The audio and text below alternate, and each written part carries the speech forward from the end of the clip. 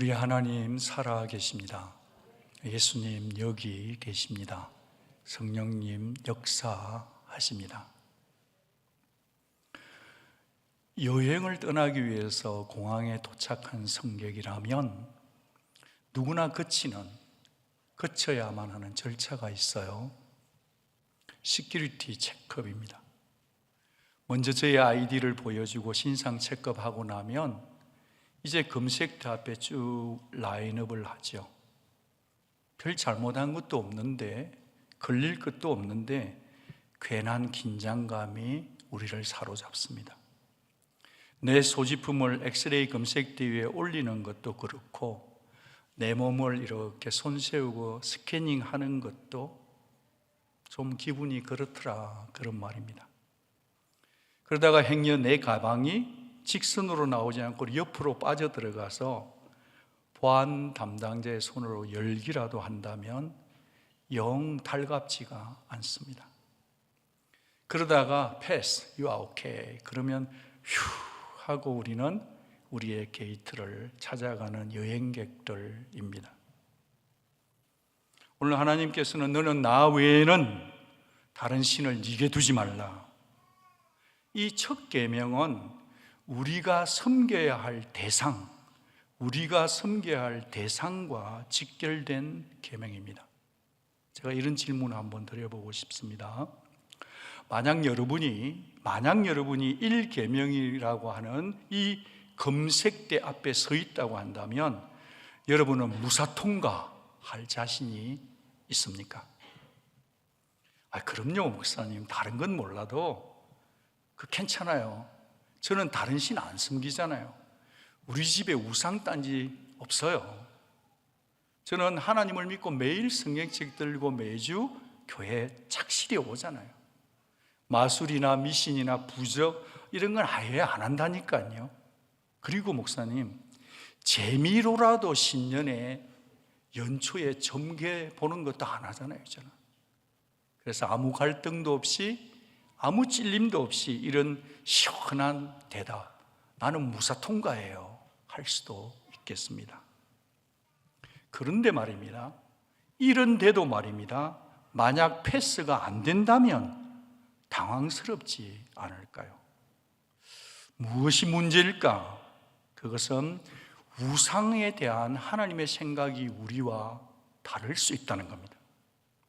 공항 검색대 앞에서야 그냥 사물이 스캐닝하고 지나갈 뿐이지만 우리 하나님께서는 눈에 드러난 보이는 모든 것들과 눈에 보이지 않는 우리의 마음을 스캐닝하는 분이시기 때문입니다. 그래요, 이 1계명은 말이죠, 마음의 중심을 살피는 영적인 검색대입니다. 그러니까 우리 모두가 이 검색대 앞에 서면 내 마음이 지금 어디로 향하고 있는지, 내가 요즘 어디에다가 마음을 홀라당 뺏겨 있는지가 사람은 속일 수 있지만 하나님의 스캐닝 앞에 다 드러난다, 그런 말입니다. 너는 나 외에는 다른 신을 네게 두지 말라. 이 첫 계명은 유일하신 하나님과 성도인 우리가 어떤 관계를 맺고 살아야 하는지를 알려주는데요, 여기서 우리가 유의해야 될 게 뭐냐면 너희들이라고 말하지 않고 not plural, 콕 집어서 너라고 말하고 있다는 겁니다. 단도직입지 여기서요. 나와 너의 친근한 관계에서 내가 말하겠다, individually, privately, 저와 여러분을 향해서 하시는 말씀인 줄 믿습니다. 이 나 외에는 이라는 것을 정확한 원문의 뜻을 한번 보시면 나 외에는 히브리어 두 단어의 합성어입니다. 알파님이라고 하는 이 알은 앞에 얼굴 파님 그렇게 되어 있습니다. 그래서 다양한 영어 번역에서는 나 외에는을 before me, 내 앞에서, besides me, 내 곁에 나란히, in preference to me, 나보다 더 우선적인 그런 식으로 번역을 의미 있게 했습니다. 하이델베르그 요리문답의 정의에서도 일맥상통한단 말이죠.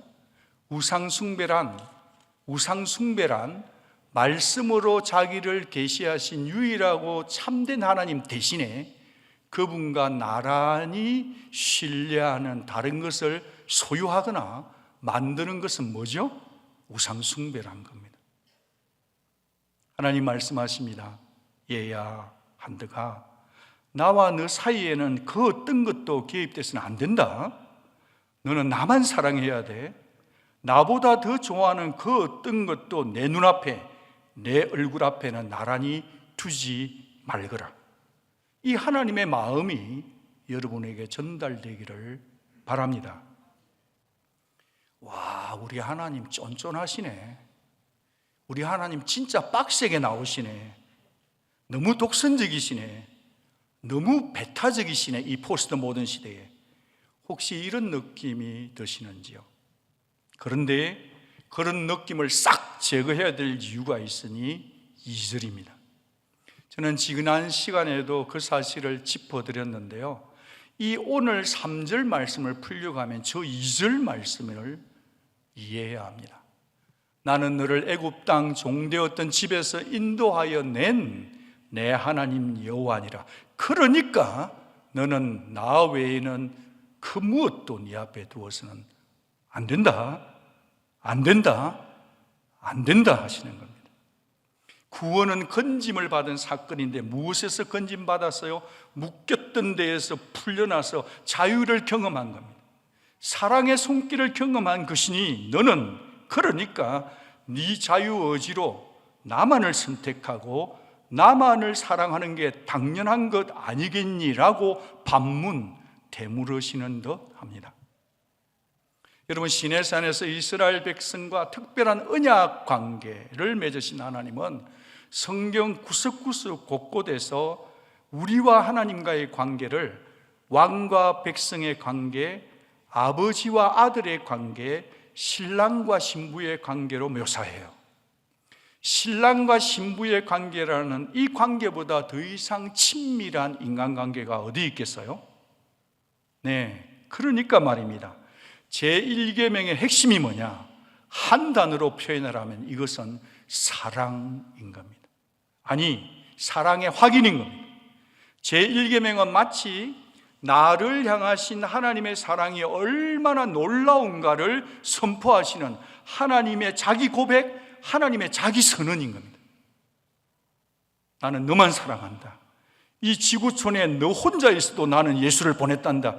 난 너만 사랑한다. 그러니까 너도 나만 사랑해야 한단다. 그렇습니다. 이 1계명은 사랑의 독점 선언입니다. 사랑은 독점하는 거 맞죠? 마음이 나누어지지 않는 사랑이야 진짜 사랑인 거죠. 만약에 여러분의 배우자가 누군가 옆에 기대어서 입가에 웃음을 흘리면서 귤도 까서 입에 넣어주면서 얼굴에 묻은 것도 다정히 닦아주면서 나도 모르는 내 마음, 자신의 속내를 다 말해주고 있다면 이게 정상입니까? 이때도 관대해야 합니까? 아니요. 크게 화를 내야 되고 이렇게 요구하는 게 맞죠. 당신 선택해. 내야 그 사람이야. 여러분, 하나님도 사랑하고 우상도 사랑하고 하나님도 좀 믿고 세상도 좀 믿고 그렇게 하는 것은 삼자대면하는 건데요. 바람을 피운 사람이 바람 피운 상대를 데리고 와가지고 자기의 남편격인 하나님 앞에 갖다 대는 격이니까, 하나님 얼굴 앞에 갖다 대니까 알파님, 하나님 마음이 퍼렇게 멍이 들고 피눈물이 흐르는 상태라는 것, 그렇게 될 수 있다는 것입니다. 그런데도 이스라엘 백성들은 수도 없이 그런 행동을 합니다. 그런 짓들을 한단 말이죠. 아주 고질적으로 하나님과 우상 사이에서 오락가락하는 겁니다. 갈팡질팡하고 양다리를 딱 걸치면서 나름 똑똑하다 합니다. 100년도 아니고 200년도 아니고 무려 430년을 애굽에서 살다 보니 애굽인들의 언어, 애굽인들의 생활 양식, 애굽인들의 문화뿐 아니라 그들의 잡신들의 영향력 속에 쇠뇌를 당했을 법도 합니다. 그러다 보니까 하나님보다 우상이 더 친숙하고 하나님보다 우상이 더 친근하고 친숙한 거예요. 여러분, 게다가 이 지금 이스라엘 백성들이 들어갈 가나안 땅에는 이미 이방의 문화, 이방의 가치관, 이방 종교가 셋업이 된 곳이에요. 이스라엘 백성은 그런 곳으로 간다는 걸 아직 몰라요. 하나님은 파노라마로 다 알고 계시니까 하나님께서 아예 첫 계명부터 확실하게 단도리를 하는 겁니다. 완전히 쐐기를 박아두고 싶었던 겁니다. 나 외에는 믿는 데가 있어서는 안 된다. 나 외에는 믿어서는 안 된단 말이다. Never do it. 누구를 위해서 하나님이 지금 이 말씀을 하시는 걸까요? 하나님 자신을 위해서인가요? 아니에요. 이스라엘 백성들을 위해요. 하나님 자신을 위한 거예요? 아니에요. 오늘 저와 여러분을 위해서 하시는 말씀인 줄 믿습니다. 그런데 오늘 언약 공동체에서 이 부분 가지고 성경 공부를 하실 수도 있겠는데, 여러분 속에는 이런 의구심이 들지도 모르겠어요. 나 외에 다른 신들을 두지 말라고? 그러면 다른 신들이 존재한단 말인가? 이 오해를 푸셔야 합니다. 이 첫 계명은 다른 신들이 존재한다는 것을 암시하는 말씀이 아니에요. 아닙니다. 여러 신의 존재를 인정하면서 여러 신들이 있는데 내가 제일 나아, 내가 엄지척이야 라고 나를 믿으라고 하는 말씀이 아닙니다. 아니에요. 여러분, 하나님 외에는 다른 신은 존재하지 않습니다.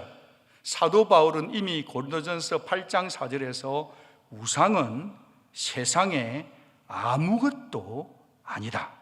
또한 하나님은 한 분밖에 없는 줄 아노라라고 이미 간파했습니다. 여러분, 어떤 분은 이 다른 신들을 두고 귀신이다, 종교다 했고요. 아예 이렇게 단정 짓는 분도 있어요. 여러분, 다른 신이라는 것은 인간들이 만든 거짓 신들일 뿐입니다. 단지 신이라고 일컬어지는 실존이 없는 허상일 뿐이에요. 자, 그렇다고 한다면 하나님께서 왜 우리에게 다른 신들을 언급하셨는가? 왜 그러셨나? 왜 그러셨을까요? 그것은 우리가 살아가야 할 세상이 세상의 가치관, 세상적 가치관으로 판을 치는 세속화 세상 가운데 살아가야만 하기 때문입니다. 인간은 계속해서 다른 신들을 만들어낼 게 뻔하기 때문입니다. 그래서 켈빈은 하나님을 떠난 인간의 마음의 상태는 우상을 제조하는 공장이라고 빗대어서 이미 알려주었습니다. 하나님을 떠난 인간의 마음은 우상을 만드는 제조 공장이에요. 저와 여러분의 마음이 하나님을 떠난다고 한다면 인간은 끊임없이 자신의 욕망을 채워줄 우상, 인간은 누구나 두렵기 때문에 자기의 두려움을 해소시켜줄 대신할 우상, 그런 우상을 만들죠. 팀 켈러 목사님이 우상에 대한 정의는 이렇습니다. 딱 잘라서 그는 말하기를 우리가 하나님의 대용품으로 삼으려고 하는 모든 것이 바로 우상이다라고 말입니다. 하나님 대신에 내 갈증을 채우려고 하는 것들, 하나님 대신에 내 불안을 대신 해소하려는 것들, 하나님 대신 내가 즐거움을 삼는 모든 것이 다 우상이란 거죠. 그러니까 그 옛날 이스라엘 백성들의 고질적인 문제, 고질적인 질병은 곧 오늘 특히 여기에서 세속과 세큘러 사회를 살아가고 있는 저와 여러분의 문제로 귀착되지 않습니까? 여러분, 우리 속에는 다 욕구라는 게 있습니다. 갈망이 있어요. 디자이어가 있는 겁니다. 먹고 싶은 욕구, 사랑받고 싶은 욕구, 사랑하고 싶은 욕구, 인정받고 싶은 욕구, 가치와 의미를 추구하는 욕구, 다 자연스러운 욕구입니다. 사람이 가지고 있는 이 욕구가 끊어지면 죽습니다. 그러나 이 욕구는 하나님의 선물인 거죠. 그러니까 이 욕구를 두고, 욕구 자체를 두고 죄다라고 말하면 안 됩니다. 그건 이단입니다. 욕구 자체를 두고 우상이라고 연결시켜서는 안 됩니다. 그것은 편협된 가치관을 가진 성도들이 하는 실수입니다. 그러면 뭐가 문제인가? 이 욕구가 얼마든지 욕심으로 변질될 수 있다는 것을 성도는 알아야 합니다. 언제죠? 욕구에만 집착할 때입니다. 그 집착이 반복되고 지속될 때 우리는 그것을 중독이라고 부르죠. 여러분 주변에 혹시 중독된 자를 알면 저의 말에 동의하실 것입니다. 더 짜릿한 것, 더 신선한 것, 더 자극적인 것, 그런데 그게 채워지지 않으면 목이 말라요. 여러분 중독은 일종의 우상 숭배와 같습니다. 약물 중독만이 아니에요. 스마트폰 중독, 인터넷 중독, 게임 중독, 드라마 중독, 도박 중독, 쇼핑 중독, 성중독, 인간관계의 중독, 인정에 굶주린 중독, 이런 모든 욕구가 하나님보다 더 우선순위를 차지하는 순간 이 욕구는, 이 욕심은 나도 모르게 내 생각, 내 감정, 내 삶을 잠식해 들어와서 내 삶의 질서를 무너뜨려 버려요. 그래가지고 지가 왕이라고 우리의 인생을 끌고 가버리는 거예요. 하나님과의 관계는 점점 더 멀어질 수밖에 없습니다. 이 욕심이 결국은 우상으로 둔갑하는 데는 종이 한 장 차이예요. 이 욕심은 리밋이 없잖아요. 조금만 더, more, just a little bit more, upgrade. 새 차도, 새 폰도, 새 얼굴도 계속 업그레이드 하는데 우리가 따라가고 있다면 그것은 우리가 신중히 우리 삶을 돌아봐야 해요. 그래서 사도 바울은 탐심은 곧 우상숭배니라라고 규정해 두었습니다. 난 우상숭배한 적 없는데요. 아니, 네 욕심이 우상이라니까. 난 우상숭배한 적 없어요. 아니, 네 집착과 떠발려 살고 있잖아 지금. 나는 우상숭배한 적 없어요. 아니, 네 지금 그것 없이는 못 살잖아. 네 행복과 즐거움을 그것에서만 찾고 있잖아. 이 세상이나 세상에 있는 그 무엇에 집착되어서 하나님과 내가 멀어지고 있다면 어느새 우리는 우리도 모르는 사이 우상 앞에 서 있게 될 게 뻔합니다. 분위기가 너무 시리어스하니까 싱거운 얘기 하나 하고 싶습니다. 한 청년이 사업을 새로 구상하면서 목사님을 찾아왔습니다. 목사님, 빡세게, 어떻게 해요? 빡세게 기도해달래요. 그러면 자기가 돈 많이 벌어서 11조도 바치고 주를 위해서 큰 일을 하겠대요. 그래서 청년의 손을 잡고 기도를 합니다. 하나님의 은혜로 이 청년의 사업이 놀란 만큼 번창되는 거예요. 청년이 되게 바빠져요. 그러니까 주님을 위해서 큰일 하기는 그냥 11조도 못 내요. 교회에 출석도 안 하고 사라져 버렸어요. 그래서 이제 목사님이 다시 그 청년을 찾아갑니다. 사랑하니까. 왜 11조 안 하냐? 목사님, 액수가 커지니까 이 떼는 게 진짜 힘드네요. 그럼 왜 교회는 안 나오고 주일 성수도 못 하냐? 목사님, 제가 얼마나 바쁜지 아세요? 제 캘린더 한번 보실래요? 꽉 찼어요. 하루 지금 3시간 자고 살아간다니까요. 그래서 같이 기도하자. 목사님이 청년의 손을 붙잡고 다시 기도합니다. 하나님, 이 청년 형제의 수입이 너무 많아서 11조가 어렵다니 수입의 규모를 팍 줄여주셔서 11조 떼기에 마음 편하게 하여 주옵소서. 사업장도 너무 문어발 그만하게 하시고 콱콱 망하게 줄여주셔서 교회 출석은 하고 예배는 드리고 살게 하옵소서. 기도가 아직 끝도 안 났는데 그 청년이 목사님 손을 탁 하면서 목사님 그만 기도하세요. 알았습니다. 그래서 기도를 제지시켰다는 싱거운 얘기입니다. 싱겁습니까? 싱겁게 넘어갈 얘기는 아닌 것 같아요. 싱거우면 소금을 촉촉촉 뿌리는 게 좋습니다. 저는 지금 소금을 저 자신의 가슴과 여러분의 삶 속에 치고 있는 겁니다.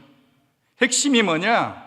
하나님은 당신과 우리 사이에 막힌 것이 있어서 도무지 하나님 사랑하는 그 사랑이 전달되지 않고 하나님이 베풀어 주신 복과 사랑 속에 뭔가가 끼어들어서 우리가 하나님께 멀어지면 하나님은 절대 못하는 거 있어요. 냅두지를 못하세요. 옆에 분에게 인사하겠습니다.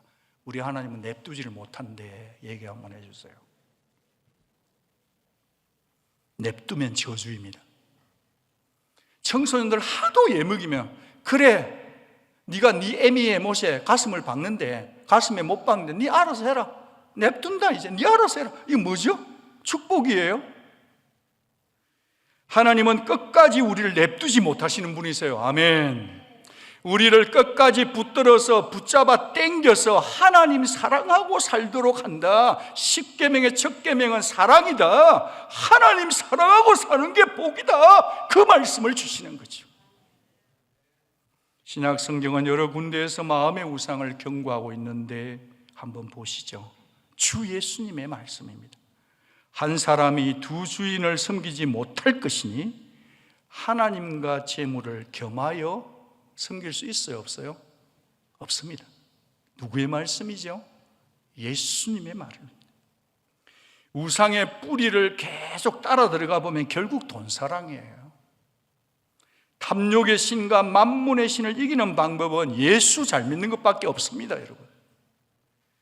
사도 바울이 빌립보 교회 성도들에게 거기 있는 사람들의, 세상 사람들의 현주소를 어떻게 비유하냐 하면 빌립보 3장 19절에 그들의 신은 뭐예요? 이 배라는 거예요. 배. 늘 먹고 마시고 즐기고 하는 쾌락이 그들의 삶의 주인이 되었다는 겁니다. 명예와 사람의 인정도 그래요. 요한복음 12장 43절, 그들은 사람의 영광을 하나님 영광보다 더 사랑하는 거예요. 사람의 영광보다 하나님 영광 더 사랑하면 그 사람 하나님 사랑할 수 없어요. 쓸쓸하고 불쌍한 초라한 인생 되는 겁니다. 우리 시대의 얘기를 좀 해보고 싶은데, 인정받지 않으면 못 사는 우리 자신들이 있어요. 인정받아야 내가 사는 거예요. 여러분, 인정받음이 내 존재의 근거가 되면 그건 우상입니다. 요즘에는 제가 한창 공부할 때 돈, 권력, 섹스라는 책들이 한 1970년대에 나왔는데요. 지금은 돈, 권력, 섹스는 말할 것도 없고 뭐가 신인 줄을 알려드리겠습니다. 몸이 신이에요. 어쨌든 막 건강관리는 죽어도 해요. 인스타가 신이에요. 건강이 신이야. 그 다음에 얼굴이 신인 것 같아요. 얼마나 가꾸는지 몰라. 얼굴이 신이에요. 하나님보다 더 사랑하는 것 같아요. 그리고 챗GPT가 신이고, 그리고 자기 평판이 신이에요. 자기 자존심이 조금만 상하면 무조건 교회 떠나겠대. 이게 말이에요? 뭐예요? 자기 영혼을 사랑하는 거 맞아요? 자기 자존심만 걸리면 교회 떠나겠대. 아이고야, 참 말세 중에 지말이에요, 진짜. 자존심을 왕으로 삼으면 망합니다. 성도는 자존심을 죽이려고 교회 다니는 겁니다. 아무도 동의 안 하셔도 자존심을 죽이려고 교회 다녀야 됩니다. 그 자가 믿음 좋은 자예요. 요즘 우상들은 다양한 얼굴을 띠고 우리 주변에 찾아오는 것 같아요. 혹시 여러분 속에는 그런 거 없습니까? 저도 있습니다. 신을, 우상들을 정확하게 꿰뚫어 볼 수 있는 통찰, 그런 우리 온누리 가족이 되면 어떨까? 일계명을 제대로 읽는 거 아닐까?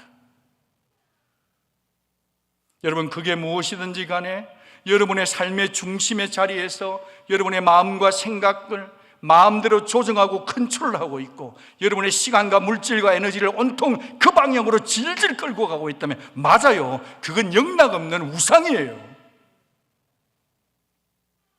결국 이 1계명을 주신 하나님의 캐논, 잣대 기준은 네 주인이 누구냐는 겁니다.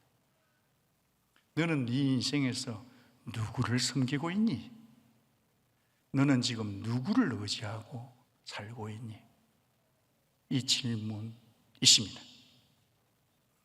심지어 웨스트민스터 신학교 교수인 마이클 호트는 그리스도인들이, 성도들이 감추고 있는 우상으로 뭘 드는지 아세요? 믿음을 믿는 믿음까지도 손꼽아요. 아주 면도칼보다도 더 예리한 통찰이라고 생각합니다. 내 믿음을 믿고 내 믿음을 의존하는 것도 조심해야 합니다. 왜냐하면 믿음은 어떤 능력이 아닙니다. 믿음 그 자체는 절대로 어떤 것을 할 수 없다. 믿음이 구원하고 치료하거나 복을 가져올 수 있다면 같이 읽어주십시오. 우리는 믿음을 하나님이라고 불러야 할 것이다. 믿음은 통로가 될 뿐이다. 주 예수 그리스도와 말씀하신 하나님 외에는 다른 대상, 다른 사물을 믿는 믿음, 심지어 자기의 자아나 자기의 경험을 믿는 믿음은 제 아무리 훌륭해 보이고 제 아무리 가치 있게 보이고 제 아무리 고상한 것처럼 보일지라도 하나님보다 내 믿음을 더 의존하고 있다면 우상 숭배에 불과하다는 냉철한 통찰이에요. 저는 이 부분이 설교를 준비하면서 제1저자신에게 잘 박힌 목과 같은 통찰이었습니다. 여러분, 성경에서 복을 저주로 바꾸어버린 인생, 성경에서 선물을 우상으로 바꾸어버린 인생을 들라하면 부정적인 의미에서 솔로몬이 가장 탁월했어요. 부정적인 의미에서. 근데 이 솔로몬이 그렇게 타락했다가 돌아서서 하나님 중심으로 회복되고 나서야 한 고백이 있지 않습니까? 어떤 사람에게든지 하나님이 재물과 부요를 그에게 주시사 능히 누리게 하시며 제 몫을 받아 죄 몫을 받아 수고함으로 즐거워하게 하신 것은 하나님의 선물이라. 여러분, 우리 오늘의 성도님들이 이미 받은 복에 만족하고 좀 살면 안 될까요? 이미 내게 주신 하나님의 풍성한 은혜를 자족하고 만족하고 살면 어떻겠습니까? 그것이 진짜 하나님의 선물이거든요. 하나님이 내게 주신 것을 변질시킬 때 그것이 지혜든 부든 명예든 성공이든 간에 그것은 한순간에 완전히 무르져 내려버리고 무익한 썩은 냄새나는 것이 되고 말 겁니다. 이게 솔로몬이 살아보지 않고 한 얘기가 아니라 살아보고 실패해보고 하는 처절한 인생 고백이거든요. 여러분, 성도의 신앙과 삶에 있어서, 성도의 무엇과 무엇이요? 신앙과 삶에 있어서 1계명이 무너지면 모든 계명이 무너집니다.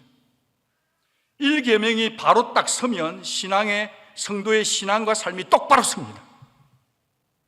하나님 중심으로 살게 된다, 이 말이에요. 왜냐하면 제1계명은 모든 10가지 계명의 뿌리이기 때문에 그래요. 그런 거로 내 삶 구석구석 전부 다 직결되는 이 1계명이라고 한다면, 그렇다면 과연 이제 우리 중에 누가 1계명이라고 하는 이 검색대 앞에 나는 괜찮아, 자신 있으라고 당당하게 설 수 있는 사람은 누구이며 어떻게 가능할까요? 오늘도 우리는 이렇게 찬양으로 시작했습니다. 내 마음의 한 자리, 가장 귀한 그 자리, 주 오셔서 앉으시옵소서. 주님만 나의 보배. 우리가 찬양을 이렇게 했지만, 그런데 정작 주님이 우리 각자 영혼을 찾아오셔서 individually, privately, 사적으로 이렇게 말씀하시면 얼마나 당황스러울까요? 그런데 얘야, 하고 싶은 얘기가 있는데, 네 마음 안에는 내가 도저히 들어가 있을 자리라고는 없구나. 네 마음 속에는 내가 왕이 아닌 것 같다. 하나님으로부터 사랑받아 구원받은 여러분, 주님을 위해서 내 물질을, 내 시간과 내 에너지를, 내 자존심을 조금도 포기할 수 없다면 우리는 입으로만 고백할 뿐 주님을 사랑하는 게 아닌지 모릅니다. 그래서 절망이 터져야 합니다. 그래서 탄식이 터져나와야 합니다. 아, 나는 내 힘으로는 도저히 일계명을 통과할 수 없는 자구나. 나 어떻게 되지? 나 어떻게 통과해야 되지를 가슴을 치는 가난한 심령이 되어야 합니다. 그런데 여러분, 그거 아십니까? 이 출애굽기 20장은 십계명으로 끝나는 게 아니라 십계명 다음에 보면 하나님이 성막을 주십니다. 그 성막을 통해서 번제와 속죄제와 속번제 등 절기제사법에 대해서 아주 소상히 말씀하시죠. 무슨 말이죠? 하나님은 이 십계명을 지키지 못할 인간의 한계를 내다보셨다는 거죠. 그러니까 이것은 율법 안에 복음의 그림자를 담아두셨다는 거예요. 율법이 있지만 율법과 플러스 복음의 그림자를 담아두셨다.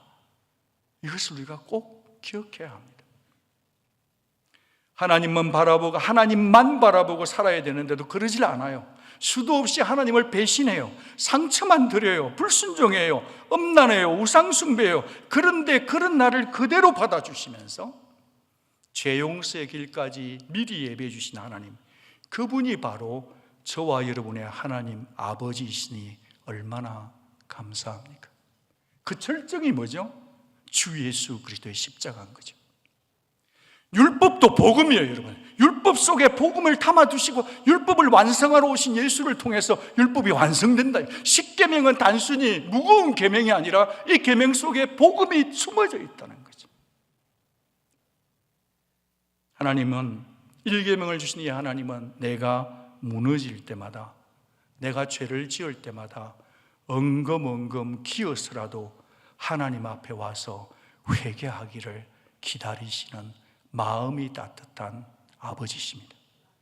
주 예수 그리스도의 보혈과 의를 힘입고 다시 일어서기를 기뻐하시는 분이십니다. 사실 비유컨대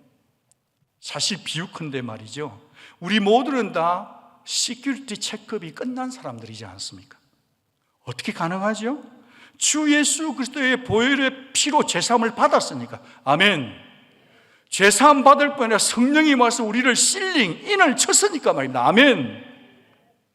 그렇게 천국 여정을 향하고 있는 우리에게 하나님은 그럼에도 불구하고 우리가 연약해서 지킬 수 없는 줄 아시고 우리를 도와주시는 분까지 보내주셨어요. 누구시죠? 보혜사 성령 하나님이십니다. 에스겔서 36장 26절 27절을 보시면 새 영을 너희 속에 두고 너희로 내 율례를 행하게 하겠다. 구약 말씀이지만 복음이 보이죠? 율법을 못 지킬 율법만 준 게 아니라 먼저 우리에게 뭘 줬어요? 영을 주시고, 새 영을. 여러분, 우리 성령님은 내 마음의 중심에 하나님을 왕으로 모시지 않으면 심히 근심하십니다. 저는 우리 온누리 교회와 저 자신이, 우리 성도들이 하나님을 근심시키지 않는 성도들이 되기를 간절히 기도합니다. 성령님은 하나님과 나 사이에 뭔가 끼어드는 것이 없는가 민감하게 살펴보시는 분이세요. 세상을 사랑치 않도록, 중독되지 않도록 근면해 주시고 인도해 주시고 죄로부터 막아 주시고 악으로부터 보호해 주시고 살펴 주시고 우리를 위해서 정말 목에 피가 날 정도로 기도해 주시는 그분을 믿으니까 우리도 십계명을 지킬 수 있도록, 지켜서 구원받는 건 아니지만 이 계명을 지키도록 몸부림을 성령과 함께 춤을 춰야 될 줄로 믿습니다. 여러분, 하나님으로부터 사랑받으신 성도 여러분, 우리 힘으로는 도저히 지킬 수 없는 이 일계명이라 할지라도 이 금색대를 통과할 수 있습니다. 어떻게 해요? 예수의 피로, 우리 속에 살아계신 성령님으로 우리는 이 일계명이라는 금색대를 통과해 낼 수 있는 줄로 믿습니다. 그런 거로 이제 우리는 성육신하신 예수 그리스도께 초점을 맞추어야 합니다. 예수 그리스도는 율법을 폐하려 오신 분이 아니라 완성하러 오신 분이시기 때문에 그래요. 그분은 하나님의 영광의 관체시며 광체이시며 본체이시거든요. 지금 이스라엘 사람들, 유대인들은 모세오경을 상당히 다 외웁니다. 그렇다 할지라도 그들의 예배가 참 예배가 될 수 없는 이유는, 충분하지 않는 이유는 우리 주 예수 그리스도를 믿지 않기 때문에, 예수를 믿음으로 성령으로 예배하지 않으면 유일한 하나님께 예배하는 게 아니거든요. 그런데 우리는 웬 은혜 웬 사랑으로 예수를 믿고 하나님을 예배하고 살고 있는 우리들인데, 오직 예수 그리스도 안에서 하나님을 알고 십계명의 제1계명의 정신을 진정으로 복종하기도 하고 즐겁게 순종하기도 하는 저와 여러분 되기를 바랍니다. 오직 예배 받으시기에 합당하신 분, 주 예수 그리스도만이 나의 구원자, 우리의 구원자, 나의 왕, 우리의 왕이시기 때문에 그렇습니다. 제1계명은 저와 여러분의 삶을 깨끗게 하는, 거룩게 하는 가장 좋은 이 시대의 나침반이고 백신입니다. 우리 모두가 하나님의 계명을 즐겁게 사랑하고 순종하는 아름다운 말씀의 사람들 다 될 수 있기를 주 예수 그리스도 이름으로 축복합니다. 같이 기도하겠습니다.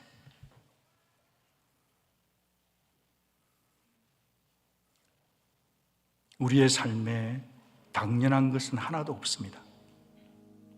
하나님이 어떻게 나를 사랑하셨고 나를 얼마나 사랑하는 분인지 그 사랑의 손길을 잊지만 않는다면 1계명은 부담이 아닙니다. 부담을 넘은 사랑의 반응인 거죠.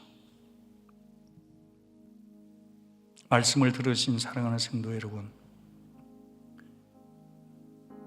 하나님과 여러분 앞에, 하나님과 여러분 사이에 아무것도 없어야 합니다.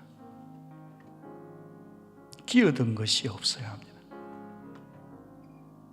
혹시 돈이 끼어들고 이성이 끼어들고 자식이 끼어들고 욕심이 끼어들고 자존심이 끼어들고 세상 중독이 끼어들어 있다면 지금은 여러분 스스로, 우리 각자가 하나님 앞에 다시 바로 서야 할 때입니다.